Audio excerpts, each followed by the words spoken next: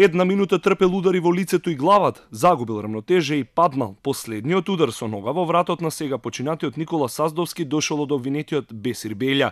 Очевидецот Миле Ангеловски застана на пултот пред судијата, ги препозна двајцата обвинети и раскажа се што видел во моментот кога смртно настрада Саздовски од трите млади момчиња на автобуската постројка во автокоманда.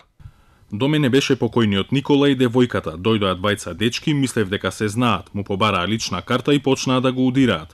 Викав остајте го детето, ќе викнам полиција. Тоа траеше околу минута, минута и пол. Детето падна од удирањето и удри на главата. Двајцата дечки побегнаа на кај колата Мерцедес, а едниот го удри со нога во вратот. Ја запалија колата и отидоа.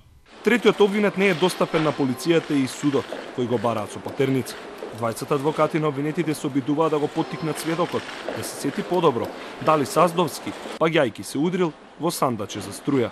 Имало удирање, имало караница, но при неговото паѓање двајцата од обвинетите продолжиле да се тргнат на кај возилото и на едно 20 метри тргнале да одат, а еден од обвинетите само замавал со, како што кажа, со стапалото кон неговиот врат и истиот исто така продолжил кон возилото и се тргнал од самиот место. Напаѓачите го оставиле во вирот вода, Ангеловски повикал полиција. Вториот сведок пак раскаже дека кога пришле да му помогнат, Саздовски модрел и бил без свест, а од устата му течела крв.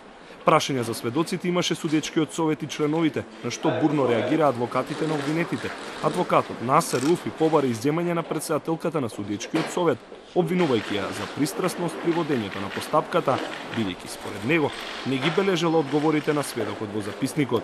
Судот го одби барањето, а рочиштето продолжи во доказна постапка во која обвинителството се обидува да докаже дека тројцата осумничени го извршиле кривичното дело убиство на свиреп начин.